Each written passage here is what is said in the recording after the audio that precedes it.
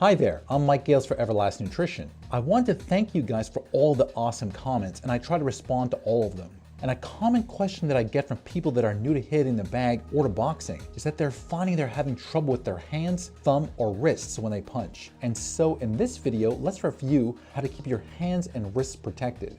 I would say that step one is that if your hands or wrists are really hurting you, or you have some blisters on your knuckles or some pain in your wrists or whatever, then definitely take some time off. You're better off to miss a few days than to end up missing 6 months because you really damaged your hand. So I would definitely recommend that you first rest up. And while you're resting your hands, you may want to use some ice to reduce any inflammation. Here I'm using a gel pack that you can keep in your freezer, and they're pretty cheap. You could probably pick them up for a few bucks. And it's much easier to deal with than a bag of ice. And I'm gonna keep it on for about 15 minutes. And I'll do this a couple of times a day. And what I'll also do is keep it in place using an elastic bandage. And I'm not putting the bandage on tight or anything. I am just using it to hold the gel pack in place so that I can go about my day. Next, so your hands have been hurting you. And a lot of people think for some reason that they need to toughen up their knuckles or their hands. And that's probably not the case. So please don't do something like this, where you see in those old karate or kung fu movies, a guy would be punching into solid wood or into a bucket of sand like this to toughen up his hands.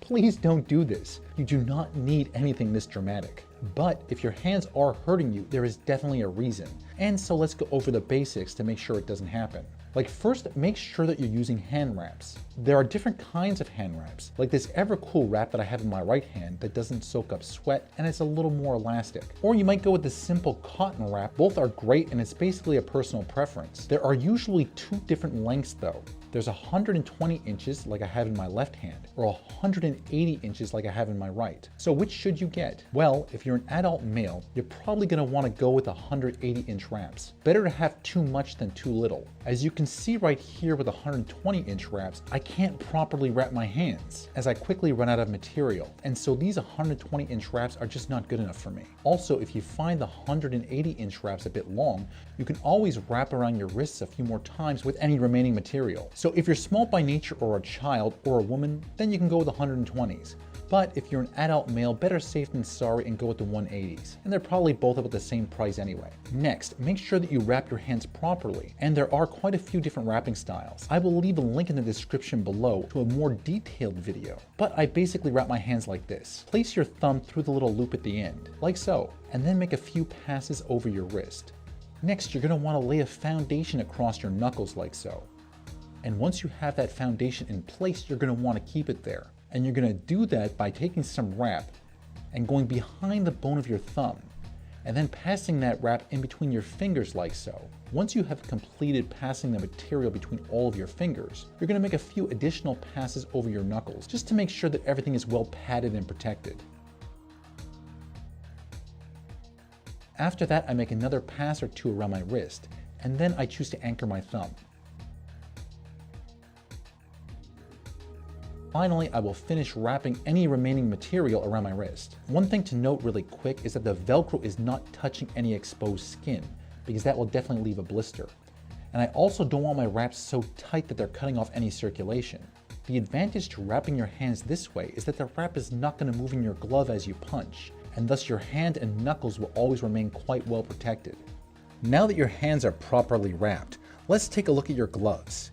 If you're a heavy person, then you should use a heavier glove, and I'll leave a link in the description below to a video all about choosing the right glove for you. But whichever glove you choose, it's imperative that you're able to close your hand and properly make a fist while wearing hand wraps in that glove. You need to be hitting with the knuckles that are the most proximal. That's the big knuckles on your hands and not the smaller distal knuckles on your fingers. And that's why wearing the right gloves is so important, because if you can't properly close your hand, then you're gonna punch like this. And of course you're going to hurt yourself.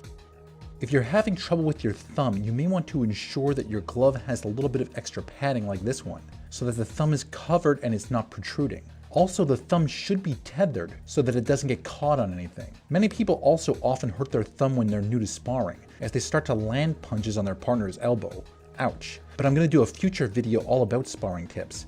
But for now, you need to be able to close your hand. And for both bag gloves and sparring gloves like these, you need to be able to hit with those knuckles.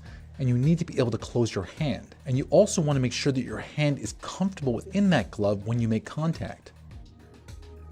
So you have your wraps and your gloves sorted out. Next, how should you make contact with the bag? And I'm going to switch over to some MMA gloves to give you a better demonstration so that you can better see my hands. Oh, but that reminds me, if you're new to striking the bag, well then an MMA glove is probably not for you. A boxing training glove, that's the glove with the Velcro around the wrist, is much more forgiving and probably a better option. And thus I would recommend not to hit the heavy bag with an MMA glove unless you're already used to it. Also notice that even as I use the MMA glove, I still wrap my hands. No matter which glove I use, I never punch anything without wrapping my hands. Trust me, the best fighters in the world always protect their hands. It's the tools of their trade, and they don't take any unnecessary chances, and neither should you. So remember first and foremost to be making contact with your larger knuckles.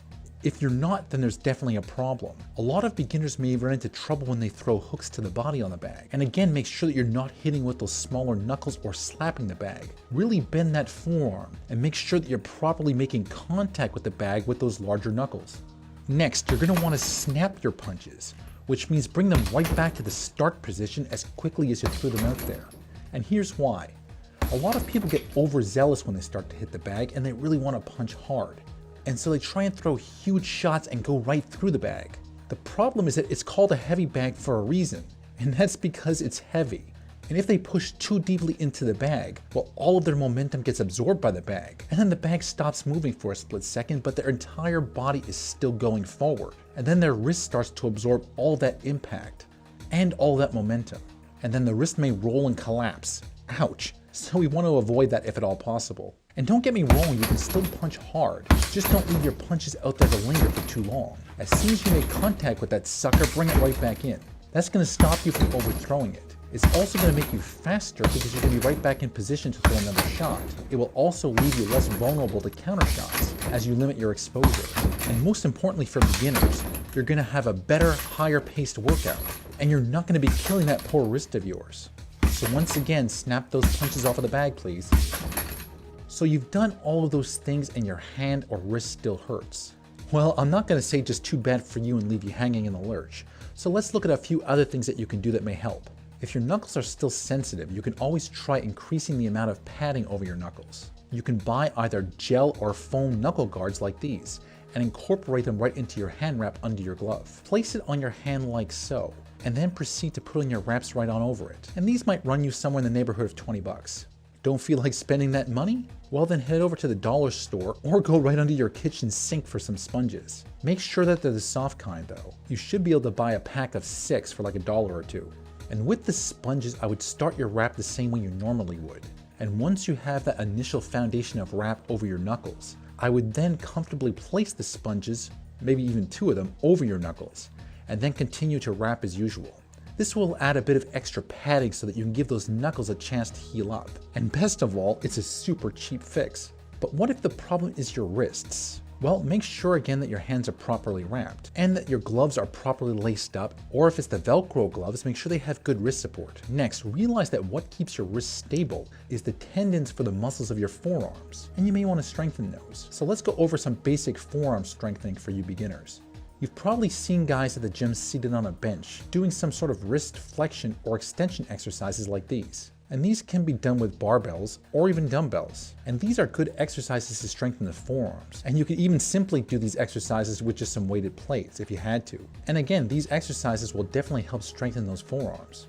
A good exercise for your forearms also and your grip strength is to take a couple of those plates and put the 2 slippery sides facing each other and then just pinch them together and try and hold that for a couple of minutes. And you'll notice that your forearms are going to start burning pretty quickly. You can also try some stabilization exercises for your wrist. So an easy one for you beginners could be to assume a push-up position on your knees and then make a fist with your hands and then simply hold that position for 30 seconds to a minute. If that was too easy, then move up to a plank position, also using your fists, and hold that for 30 seconds to a minute. If it's still too easy, then try doing one arm at a time as you keep that wrist stable.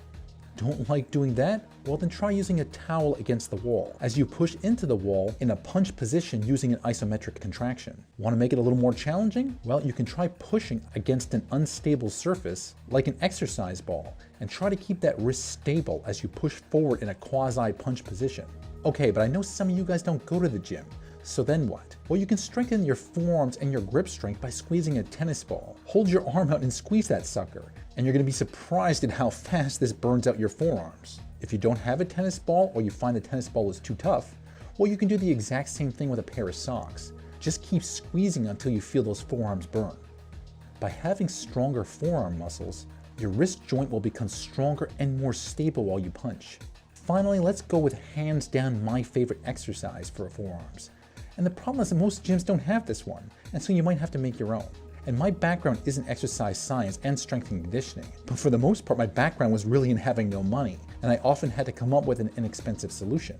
And so, grab an old broomstick. You could even go outside and grab a stick off of a tree if you had to. Cut the stick to just about shoulder width. Next, I'm going to use some old string, but you could even use some shoelaces or an old electrical cord off a lamp or something.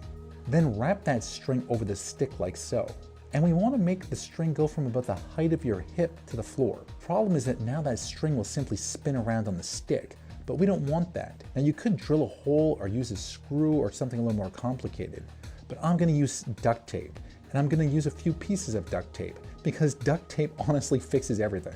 So my first piece of duct tape I'm just going to place along the top like so.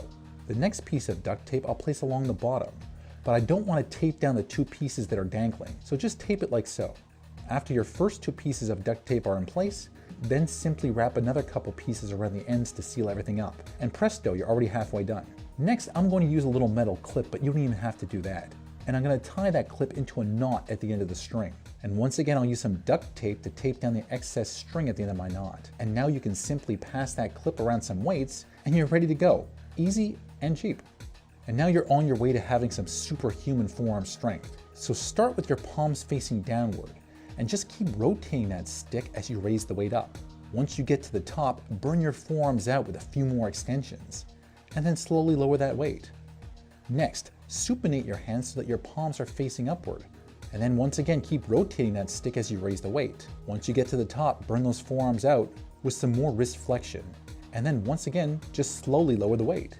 And you're gonna feel this burning in no time.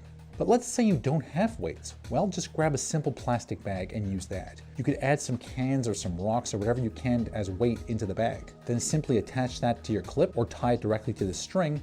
And once again, proceed to do what I did with the weights and just keep twisting that stick to raise the bag up, do a couple more reps at the top, and then lower it back down. So many beginners may have trouble with their knuckles, wrists, or thumb as they start hitting the bag. And now you know how to address most of these issues so that you can keep training, get some awesome workouts there, and just destroy some calories. This has been Mike Gales for Everlast Nutrition. And if you like these videos, then please click below to like or subscribe. And as always, I thank you for tuning in.